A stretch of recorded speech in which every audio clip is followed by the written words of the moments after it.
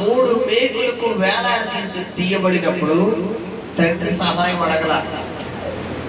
ఆయన ముళ్ళ కిరీటం ధరించినప్పుడు తండ్రిని అడుగుతలేదు, నా చెయ్యి ఎందుకు విడిచిపెట్టామని. ఆయన బల్లెముతో గొడవ పడుతున్నప్పుడు నా చెయ్యి ఎందుకు విడిచిపెట్టామని అడగడం లేదు. ఆయన చిత్రహింసలు పడుతున్నప్పుడు, అవమానాలు పడుతున్నప్పుడు ఆయన మాట అంటలేదు. ఎందుకు 4వ మాట, నా దేవా నా దేవా నా చెయ్యి అలా విడిచిపోయిందని ఎందుకు అన్నాడు అంటే, పిల్లరా గమనించండి, ఎప్పుడైతే ఆయన శిలువ మరణము పొందుతున్నాడో మరికొద్ది సేపట్లో ఆయన మరణించబోతున్నాడు అనగానే ఈ యొక్క పిల్లరా మనుషులు చేసిన పాపాలన్నీ ఇప్పుడు ఎవరిలోకి వచ్చేసినాయంట? యేసు ప్రభువులోకి వచ్చేసినాయి.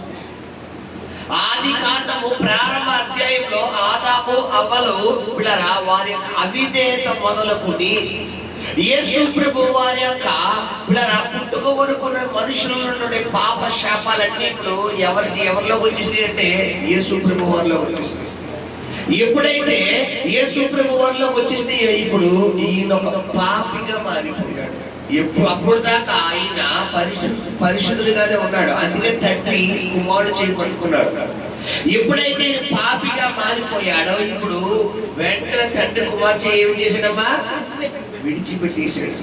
విడిచిపెట్టే కానీ అప్పుడు పలుకుతున్న మాట అటువంటి సమయంలో ఏమన్నాడు? నా దేవా నా చేయి ఎందుకయ్యా విడిచిపెట్టామని అంటే, ఎందుకు విడిచిపెట్టాడమ్మా? ఎవరి కొరకు? కుమారుడు చేతిని పిల్లరా మరి అద్వితీయ కుమారుడిగా పిల్లరా మరి మనం చూసుకుంటే నా దేహము ఇక్కడ గమనించండి, ఇక్కడ మనం ఇంకా చూసుకుంటే యోహాను సువార్తలో యేసు ప్రభువు నా తండ్రి నన్ను ఎన్నడూ విడవలేదు, ఆయన నిత్యము నాతో ఉంటాడని మనతో అక్కడ లేఖనాల ద్వారా మనం చూసి ఇక్కడ గమనించండి పిల్లరా, మరి నిత్యము ఆయనతో ఉన్న తండ్రి ఇక్కడ ఎందుకు విడిచిపెట్టగలిగాడంటే ఎవరి కొరకమ్మా?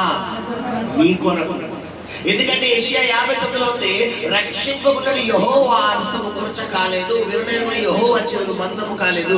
మరి ఎందుకు దేవుడి సహాయానికి రావడం లేదని మనం ఆలోచిస్తే నీకును నాకును అవిధేయత అతిక్రమం అనే గోడ ఎక్కడ ఉందంట?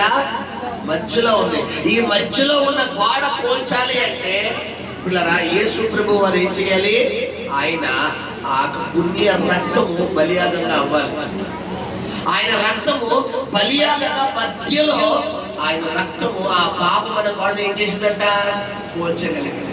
ఎప్పుడైతే ఈ పాపాలన్నీ మనం చేసిన పాపాలన్నీ ఆయన భుజాల మీద వేసుకోగలిగాడో ఇప్పుడు పరిశుద్ధులైన దేవుడికి పిల్లరా ఆయన కుమారుడికి మధ్యలో ఏమొచ్చేసింది? ఇప్పుడు ఎడబాటు వచ్చేసి కుమారుడికి తండ్రి కూడా సంబంధం తెగిపోగడ వెంటనే అన్నాడు, నా దేవా నా దేవా నా చెయ్యి ఎలా విడిచింది.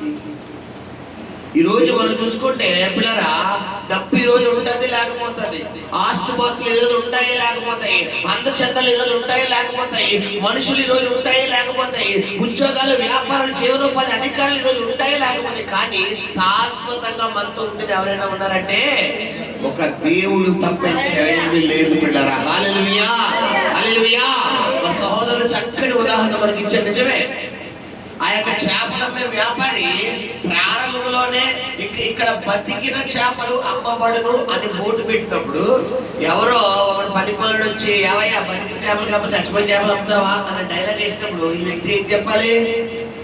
అయ్యా ఒకసారి అటు పరిశోధించు, చచ్చిపోయిన చేపలు ఎక్కడున్నాయో బతికిన చేపలు ఎక్కడ చూడు అని చెబితే బోర్డు తీయాల్సిన అవసరం ఉంటుందా? కానీ మనుషులుగా మనం ఏంటి పిల్లరా ఎవరి సలహాలు కోరుకుంటాం?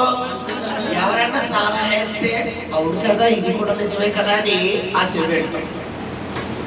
ఇక్కడ గమనించండి, ఇక్కడ తాజా చేపలు అమ్మబడును అంటే ఏవైనా కులిపోయిన చేపలు అమ్ముతావా అంటే ఇక్కడ మనుషుల స్వభావం ఏంటంటే పిల్లరా వారి స్వభావం ఎవరో ఒకరిని డిస్టర్బ్ చేయడం వాళ్ళ వంతు. కాబట్టి బైబిల్ అంత మనుషులు నమ్ముడు కంటే రాజు నమ్ముడు కంటే నువ్వు ఎవరి మీద నమ్మకం కలగడు, దేవుడి మీద నమ్మకం చాలు. దేవుడే నీకు సహాయం చేస్తాడు, దేవుడే నీకు తోడుగా ఉంటాడు, దేవుడే నీకు నీడగా ఉంటాడు. హల్లెలూయా. ఎవరి కొరకు ఆయన చెయ్యి విడిచిపెట్టడానికి ఇష్టపడ్డాడంటే పిల్లరా నీ కొరకు. మరి ఈరోజు ఆయన పలికిన 4వ మాట నా దేవా నా దేవా నా చెయ్యి అలా విడిచిపెట్టాడు. ఈరోజు మరి అంతగా చెయ్యి విడవబడిన స్థితిలోకి రాగలిగినటువంటి కారణం ఎవరంటే మనమే. మరి ఇప్పుడైనా నీ ఆత్మీయ జీవితంలో మార్చుకుంటావా? ఈ 4వ మాట ద్వారా నీ ప్రవర్తన సరి చేసుకో. ప్రార్థన. పరిశుద్ధుని స్తోత్రం నాయన, నీ కృపతో నింపనిదిగో. మిగతా ప్రభు 3 మాటలు కూడా నాయన అయా ఇదిగో చీకట్లో చెప్పి ఉన్నారు కాబట్టి నాయన ఈ మాట ద్వారా కూడా మీరు మాతో మాట్లాడమని అయా 5వ మాట చెప్పబోతున్నదిగో నాయన తల్లి గారిని కూడా మీరు దర్శించమని తోడే ఉండమని కృప చూపించమని యేసు నామమున ప్రార్థిస్తున్నాము తండ్రి. ఆమేన్.